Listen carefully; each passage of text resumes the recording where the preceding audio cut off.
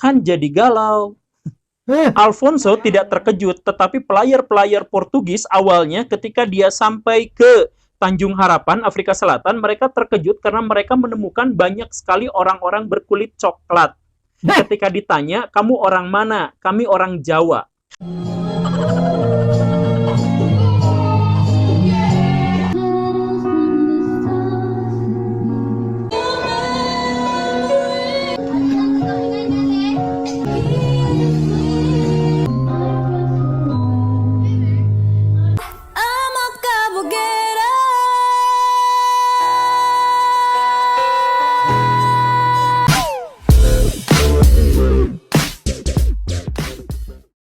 Welcome back. Hari ini kita bersama anak saya Abel lagi. Kepada kawan-kawan baru saja sampai di channel ini, terima kasih banyak-banyak. Jangan lupa subscribe, like, dan komen. Oke?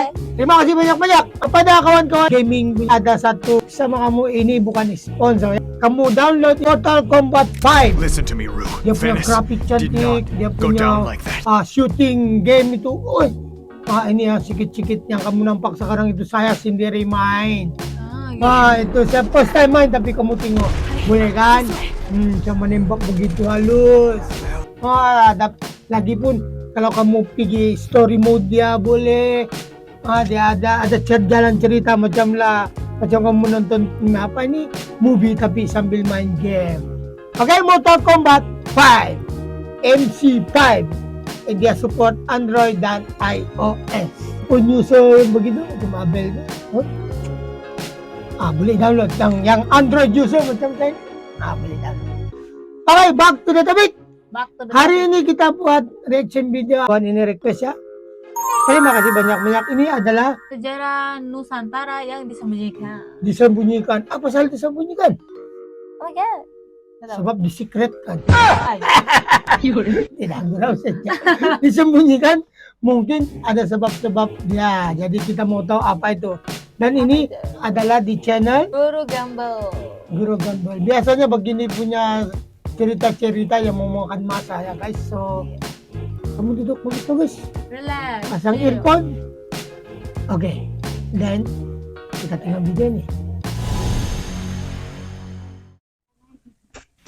Assalamualaikum Baraya, selamat datang kembali di Guru Gembel Channel. Sekarang kita ada di episode 130 dalam kajian tentang sejarah. Kita akan membahas tentang salah satu tema sejarah yang dilupakan padahal begitu penting. Saya sampai sekarang juga tidak tahu secara pasti kenapa pemerintah melalui dinas pendidikannya tidak pernah menyampaikan kurikulum yang sangat penting ini di sekolah.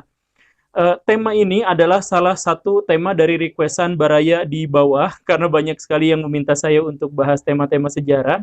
Nah, sekarang saya akan sampaikan tentang tradisi bahari di Indonesia. Baraya begini, sebelum kita lanjut, saya pengen menyampaikan bahwa masalah orang Indonesia dari zaman dulu sebelum kenal Indonesia sampai sekarang, masalahnya adalah sama. Satu di antaranya adalah bahwa orang Indonesia itu tidak suka membaca dan tidak suka menulis. Jam baca kita kurang dan karya tulis kita juga jauh lebih kurang lagi. Bahkan dosen dan profesor pun jarang menulis. Nah, dampaknya adalah kita tidak memiliki sejarah. Sejarah itu bisa diakui kalau dia tertulis. Nah, walaupun Indonesia memiliki kebudayaan yang sangat luhur di masa lampau, tetapi tidak diakui oleh dunia, bahkan hampir tidak diketahui karena orang-orang Indonesia tidak pernah mencatatkan kehebatannya dalam sejarah. Bahkan catatan-catatan yang terbaru misalkan tentang Majapahit. Majapahit itu adalah salah satu kerajaan terbesar di Nusantara yang ironisnya hampir tidak memiliki catatan tertulis. Cuman 2 kitab saja, itu pun penuh dengan mitos. Dalam tema sejarah bahari sekarang, saya akan sampaikan kepada Baraya, mohon di-share bahwa kita memiliki peradaban agung di masa lampau. Ayo kita mulai.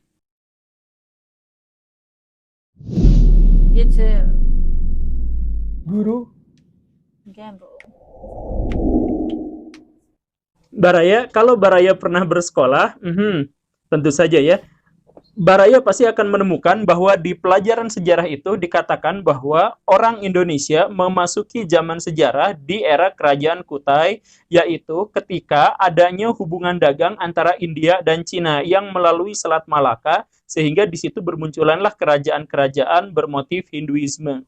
Begitu kan? Nah, sebenarnya ini memiliki sebuah paradoks besar, Baraya, yang jarang disadari banyak orang. Baraya sadar gak bahwa orang Cina itu tidak memiliki semangat bahari yang memadai. Mereka baru bisa bikin kapal yang bisa melayari samudra itu sekitar abad ke-10 pas zaman dinasti Sung. Jadi sebelum itu mereka hanya berlayar di sungai atau berlayar di pesisir dengan kapal-kapal yang ala kadarnya. Kecil punya. Kemudian kita masuk ke India. Di India bahkan lebih mengerikan lagi karena India itu adalah kebudayaan darat, kebudayaan orang-orang yang sangat takut pada laut. Baraya pernah baca epik Ramayana misalkan. Nah, Sri Rama dikatakan di sana ketika dia mau ke Sri Lanka, ke Alengka, itu alih-alih berlayar dia memilih untuk bikin jembatan. Kenapa? Karena dalam tradisi orang India, laut itu adalah wilayah yang kotor yang sebaiknya dihindari. Mereka berpikir bahwa puncak gunung itu adalah tempat para dewa. Semakin tinggi, semakin dekat kepada kebajikan. Sedangkan semakin bawah, itu semakin jauh dari kebajikan. Makanya laut, tempat terendah itu dikatakan sebagai sumber dari setan segala macam yang jelek-jelek. Maka sebisa mungkin orang-orang India itu tidak berlayar. Maka kalau dulu waktu Baraya sekolah, kan ada pernyataan. Salah satu teori tentang masuknya Hinduisme ke Indonesia adalah teori Brahmana, yang menyebutkan bahwa yang menyebarkan agama Hindu di Indonesia itu adalah para Brahmana. Tetapi teori Brahmana itu punya kelemahan, yaitu dikatakan bahwa para Brahmana itu secara tradisi tidak boleh nyebrang lautan atau tidak boleh pergi ke tempat yang jauh. Begitu kan? Nah, disinilah paradoksnya. Kalau orang Cina tidak memiliki budaya bahari, budaya maritim, karena mereka takut sama kekuasaan Raja Naga Laut Timur, dan kalau India juga tidak memilikinya, lalu apa yang menghubungkannya? Nah, orang-orang jarang sekali mempertanyakan hal ini. Guru-guru sejarah juga tidak pernah membahas hal ini. Kan ini paradoks. Ini adalah salah satu hal yang menjadi celah besar tentang betapa terpuruknya sejarah Indonesia. Orang-orang Indonesia sendiri tidak mau melihat bagaimana keagungan sejarah di masa lampau. Sebenarnya, bukan kebudayaan Nusantara itu muncul gara-gara perdagangan antara India dan Cina, tapi semangat bahari orang-orang Nusantara lah yang menghubungkan antara India dan Cina. Maka disebutlah oleh Hornell bahwa orang-orang Indonesia itu 500 tahun sebelum Masehi, mereka sudah berinteraksi dengan orang-orang India dan orang-orang Sri Lanka. Bahkan ketika Hindu belum menjadi Hindu yang kita kenal sekarang. Kalau Baraya main ke Sri Lanka, di sana ada legenda tentang orang-orang suku Naga yang berlayar dengan perahu bercadik satu. Nah, itu tidak bisa tidak, itu adalah para pelayar orang-orang Indonesia. Jadi yang sesungguhnya membangun jalur sutra versi laut itu bukan orang Cina, bukan orang India, tapi orang Indonesia yang menghubungkan kebudayaan mereka berdua. Walaupun pada akhirnya orang Indonesia menyerap tradisi, khususnya tradisi spiritual dari India. George Huraini, dia adalah seorang ahli sejarah Arab. Dia menyebut bahwa pelaut-pelaut Arab itu sudah sejak 1 abad sebelum Masehi sudah main ke India. Dari dulu, mau pergi mana-mana negeri pun memang melalui laut, Pak. Ketika orang Arab di situ sebelum Masehi sudah ada, orang-orang Indonesia juga sudah berlayar di situ. Teks bukunya saya sampaikan di sini. Memang orang Indonesia di mana-mana pun ada, Pak. Dari dulu. Bentuk kapal layar orang Indonesia adalah bentuk kapal layar yang paling berpengaruh di seluruh dunia. Kapal layar yang bisa diputar haluannya, yang layarnya bisa dinaik turunkan dengan sangat fleksibel, itu adalah kapal-kapal bentukan Indonesia yang kemudian ketika ada di India mempengaruhi bentuk-bentuk kapal di India. India itu adalah pertemuan antara para dulu ada tuh macam si apa itu Jackie Sparrow punya tuh Indonesia. Kapal layar Indonesia itu diadopsi oleh seluruh dunia. Dari negara-negara yang dimaksud itu kemudian nanti diadopsi oleh orang-orang Eropa. Kalau kita tahu betapa jauhnya orang-orang Indonesia berlayar, maka akhirnya kita bisa menghasilkan jawaban atas pertanyaan-pertanyaan yang masih membingungkan para ilmuwan.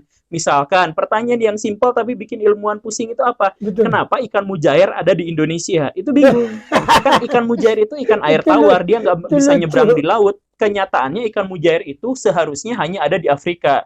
tapi di Indonesia nggak ada. Tapi di Indonesia ada. Nah, gimana ceritanya? Ada.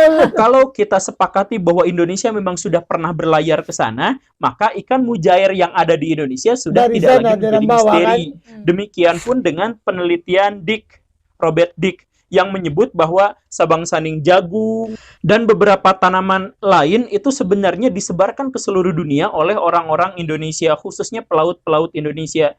Kemudian ada sebuah catatan di Mesir 2000 tahun sebelum Masehi. Ini sebenarnya saya juga agak ragu, tapi saya sampaikan saja ya. 2000 tahun sebelum Masehi ada sebuah catatan bahwa orang-orang Mesir kuno mendapatkan beberapa komoditas. Di antaranya adalah rempah-rempah, cengkeh, cendana, emas, dan sebagainya. Itu Bukan didapat India, kan? dari sebuah negeri yang masih tidak diketahui negeri apa itu.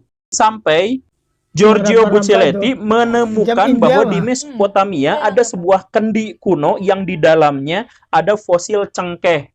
Baraya, cengkeh itu adalah tanaman khas Indonesia. Indonesia pula tanaman tuh. Orang India yang suka kasih campur-campur tuh. Diskobo, ini campuran dia begini. Kan? Berhubung orang Mesopotamia juga dikenal tidak memiliki pelayaran bahari yang memadai, tidak memiliki budaya maritim yang memadai, maka dipastikan orang-orang Indonesia lah yang mengekspornya ke sana. Kenapa harus orang Indonesia? Karena kapal bercadik Indonesia itu sudah ditemukan di India 500 tahun sebelum Masehi. Yang dengan demikian, maka kita bisa simpulkan bahwa orang Indonesia lah yang mengekspor ke sana. Jadi ada tambahan lagi. Baraya yang Kristen pasti Baraya kenal sama kitab Satu Raja-Raja. Nah, di situ ada cerita tentang Raja Salomo yang mendapatkan emas, 400 talenta emas. Kemudian dia mendapatkan bulu burung merak, kayu cendana, rempah-rempah, dan sebagainya. Kombinasi antara emas, bulu burung merak, kayu cendana, dan kera itu lebih enak, dan gading ya, itu enak kalau ditemukannya di Indonesia. Oh, jadi orang Indonesia lah yang campurkan tuh. Buka untuk ini. Berarti Nabi Sulaiman atau Raja Salomo itu punya hubungan dagang dengan kebudayaan Indonesia. Apalagi Raja Salomo atau Nabi Sulaiman pada waktu itu mendapatkan emas dari negeri yang disebutkan kaya akan emas. Di situ ya, di kitab Raja-Raja, dan tanahnya sangat subur. Ditambah kenyataan bahwa Nabi Sulaiman itu perjalanannya 1 tahun untuk sampai ke sana. 3 tahun disebutkan di sana, tapi para penafsir bilang maksud 3 tahun itu adalah 1 tahun dan nunggu angin dan lain-lain itu 2 tahun gitu. Jadi perjalanan tunggu masa yang sesuai begitu. Yang lain masa tuh stranded lah. Ya. Nah, sekarang kita datang ke Cina. Di Cina itu ada seorang Wancan. Dia menceritakan bahwa orang-orang Jawa sudah terbiasa untuk berlabuh di pelabuhan-pelabuhan Cina. Kapan itu? Di masa dinasti Han. Dia menuliskan dalam bukunya, dalam catatannya yang diberi judul Hal-Hal Aneh dari Selatan. Dia menyebutkan bahwa orang-orang dari selatan itu diberi nama orang-orang Kunlun, yang datang ke Cina dengan kapal yang sangat modern, sangat canggih. Kapalnya layarnya bisa diputer-puter, kayunya sangat kuat, dan lain sebagainya. Orang Cina tetap tidak mau berlayar sampai akhirnya berabad-abad kemudian mereka mengikuti dan kemudian memodifikasi konstruksi kapal yang ternyata diketahui sebagai kapal Jong Jawa. Oliver Walter, seorang sejarawan, juga menduga bahwa sejak abad ke-5 Masehi, orang-orang Cina dan orang-orang India itu ketika berdagang, mereka tidak sungguh-sungguh berdagang, tetapi mereka menggunakan jasa orang-orang Nusantara. Maka dia sebut terindikasi kuat bahwa para pedagangnya, ojolnya, itu adalah orang-orang Nusantara. Nah, sekarang saya punya rekomendasi buku ini, Dick Reed. Dia awalnya penasaran pas main ke Madagaskar, kok bentuk mukanya gini. Kemudian pas ngobrol-ngobrol, dia menemukan ada banyak kesamaan bahasa yang ia juga temukan di wilayah Nusantara. Maka setelah ditelusur-telusur, diketahuilah bahwa bukan hanya bahasa Madagaskar yang sama dengan beberapa wilayah di Nusantara, tapi hal yang lain, alat musik. Alat musik yang semacam kolintang itu, di sana juga ternyata ada. Dia banyak terbukti lah, banyak bukti. Rumah orang Madagaskar mirip sekali dengan rumah Joglo. Dan setelah Dick itu ngobrol sama warga di situ, mereka nanya, tahu nggak Indonesia? Sebagian orang-orang Madagaskar bilang bahwa Indonesia adalah leluhur kami. Jadi mereka itu adalah keturunan dari para pelaut di Nusantara. yang entah bagaimana memilih tinggal di sana. Ya, sekarang orang-orang Madagaskar udah campur dengan orang-orang Afrika, tapi orang-orang Afrika itu pendatang. Boleh jadilah, boleh jadi. Kan? Nah, masalahnya adalah sejak kapan? Kemungkinan sejak zaman Sriwijaya. Kalau sejak zaman Sriwijaya artinya abad ke-8-an lah ya, abad ke-9. Nah, artinya orang-orang Indonesia sudah berlayar jauh sampai Madagaskar. Ketika kemudian Robert Dick ini berpikir lagi dan melakukan penelusuran lagi, dia lebih kaget lagi karena pengaruh Jawa, pengaruh Nusantara itu bukan hanya ada di Madagaskar, bukan hanya ada di Afrika, bukan hanya ada di Ghana yang kemudian dia ketahui juga, tapi hampir di seluruh dunia. Ya, betul, betul. Ya, betul tuh. Robert Dick berani menyebut bahwa ada kemungkinan, ada indikasi kuat bahwa pelayaran orang-orang Indonesia sampai ke benua Amerika, sampai ke benua baru. Saya percaya. Saya dulu pun di situ kuat merantau. Bisnis, orang jalan bisnis. Yes. Bawa duit. Kalau bukan duit, bawa barang lah yang berharga. Hawaii itu artinya adalah Jawa kecil, Hawaii gitu. Karena orang-orang Hawaii juga memiliki postur tubuh yang identik dengan orang-orang Jawa. Nah, Hawaii itu dulu yang sejarahnya betul-betul Hawaii itu sebahagian daripada Manila itu. Yes. Hawaii. Baraya tahu ya, biasanya guru sejarah nyebut di sekolah Alfonso de Albuquerque melakukan pelayaran dan menaklukkan Malaka pada tahun 1511. Hafalin ya, nah gitu ya. Nah, Alfonso de Albuquerque itu dikenal luas oleh guru sejarah Indonesia. Tetapi sedikit sekali yang pernah mengetahui bahwa dia pernah menulis surat pada rajanya, Raja Immanuel. Saya sudah menaklukkan Malaka, bla bla bla bla bla, dan saya sudah bertemu dengan para pelayar Jawa, bla bla bla bla bla, dan saya menemukan di peta. Ini pengakuan ya, pengakuan Alfonso de Albuquerque. Saya menemukan peta dari orang-orang Jawa bahwa Portugal itu sudah ada di peta Jawa. Selain Portugal, juga Tanjung Harapan, Cina, Jepang, itu sudah ada di peta Jawa. Lebih mengerikannya lagi, ini laporannya di situ disebutkan Brazil. Brazil ada di peta Jawa. Robert Dick menyebutkan seperti itu, dan kemudian dalam catatan surat Alfonso de Albuquerque juga menyebutkan seperti itu. Kan jadi galau. Alfonso tidak terkejut, tetapi pelayar-pelayar Portugis awalnya ketika dia sampai ke Tanjung Harapan, Afrika Selatan, mereka terkejut karena mereka menemukan banyak sekali orang-orang berkulit coklat. Ketika ditanya, kamu orang mana? Kami orang Jawa. Ketika pelaut-pelaut Portugis itu sampai ke Indonesia, mereka baru sadar, tuh bener kapal-kapal seperti itulah Jung Jawa yang pernah saya temukan di Tanjung Harapan gitu. Jadi di Tanjung Harapan ketemunya 1-2 kapal gitu. Oh, dari Jawa. Mereka nggak tahu Jawa itu apa. Tapi pas sampai ke Malaka, banyak kapal-kapal bentuknya seperti ini di sini. Jawa yang dimaksud bukan benar-benar Pulau Jawa ya. Kadang-kadang Kalimantan bagian selatan juga itu disebutnya Jawa. Kesaksian tentang betapa berwibawanya armada-armada Indonesia juga ditemukan dalam catatan Giovanni dari Empoli. Dia menyebutkan bahwa kapal Jung Jawa itu sedemikian besar dan demikian kuatnya. Dia orang punya kapal dulu besar-besar. Tudlog barang. Yang dia orang punya kehebatan tuh yang boleh naik turun tuh kain tuh. Kapal ini juga itu jauh lebih besar dari kapal terbesar yang dimiliki oleh Portugis. Kira-kira sekitar 3 kali lipat lebih besar. Bobotnya kisaran 1.000 sampai 2.000 ton. Ini adalah kapal yang paling besar di zamannya. Giovanni juga menyebutkan bahwa Kekaisaran Cina itu mengizinkan semua kapal untuk berlabuh di pelabuhan-pelabuhannya kecuali kapal Jong Jawa. Karena kapal ini demikian besar, demikian kuat. Kalau kapal ini berlabuh, dikhawatirkan bisa menaklukkan sebuah kota.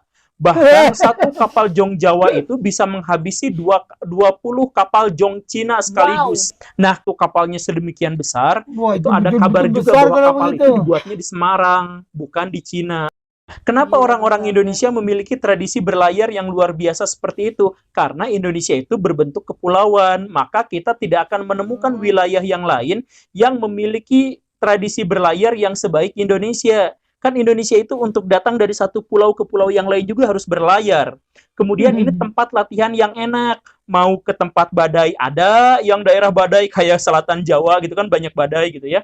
Nah, mau yang ramah gitu kayak Laut Jawa, yang utara Jawa itu kan ramah lautnya. Jadi semua medan untuk berlatih berlayar itu orang-orang Indonesia sudah memilikinya dan sudah terbiasa. Suku Bajo yang tadi disebutkan itu di masa lampau adalah suku yang tidak pernah mendarat. Dia lahir di sana, mati di sana. Suku Bajo.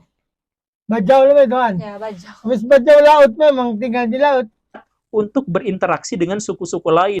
Dan orang-orang Bajo dikenal sebagai orang yang bisa beradaptasi di semua kondisi lingkungan. Nah, setelah kita membahas begitu agungnya kekuasaan maritim Nusantara di masa lalu, kita bertanya, kenapa sekarang tidak terjadi seperti itu?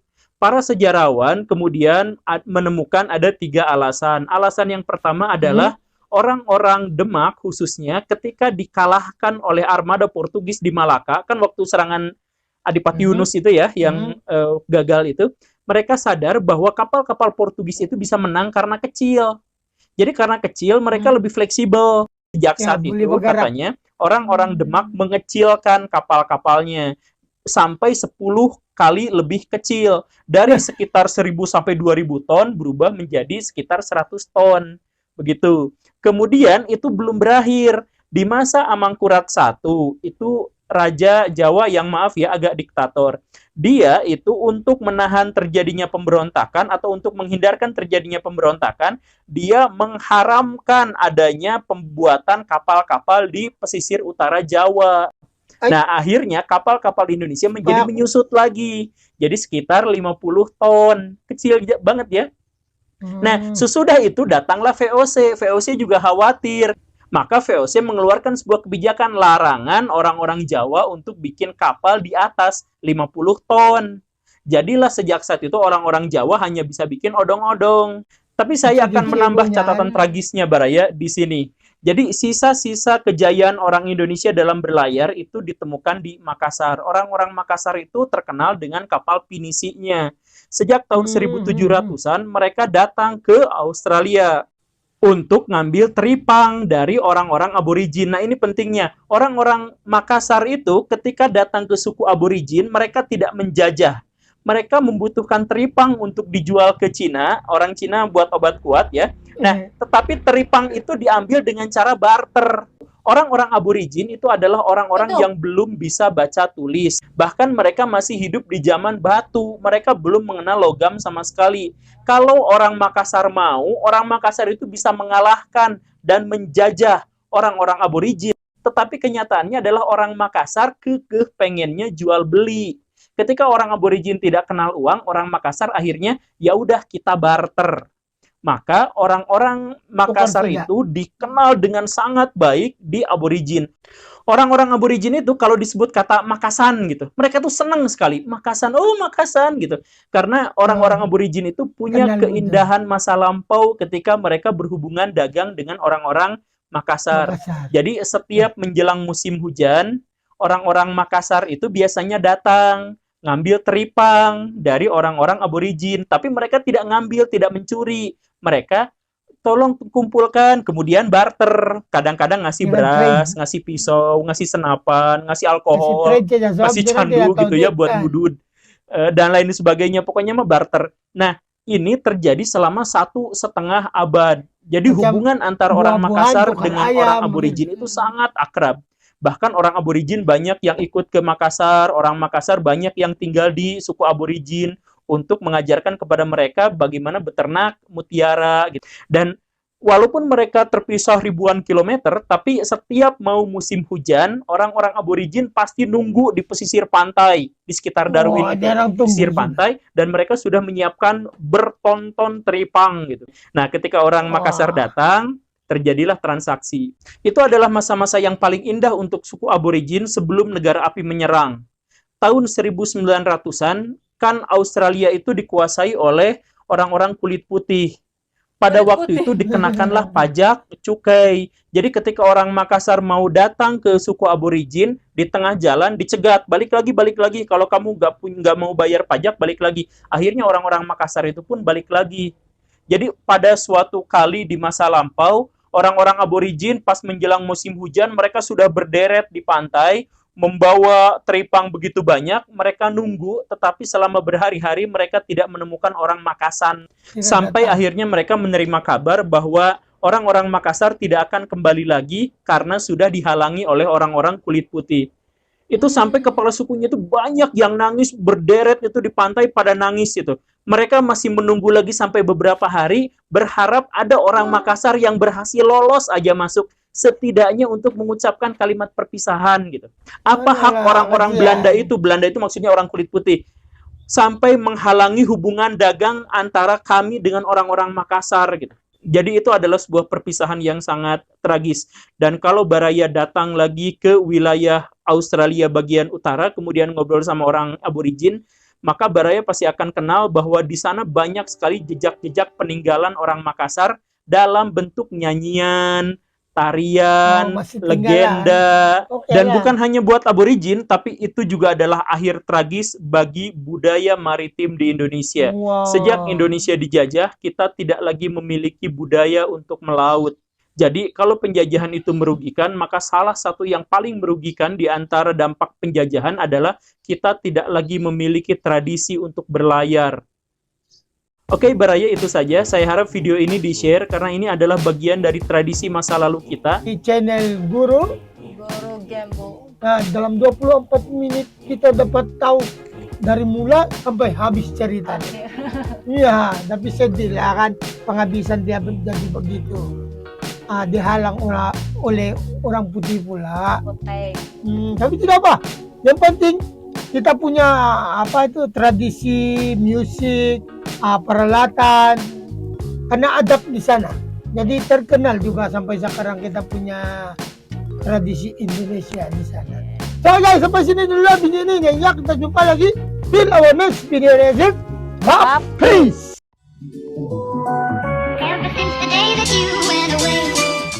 Halo guys, thank you so much for watching this video. Kalau kamu mau lagi more macam ini, klik di sini. And kalau kamu suka juga di video, klik like and subscribe. Always come back to me.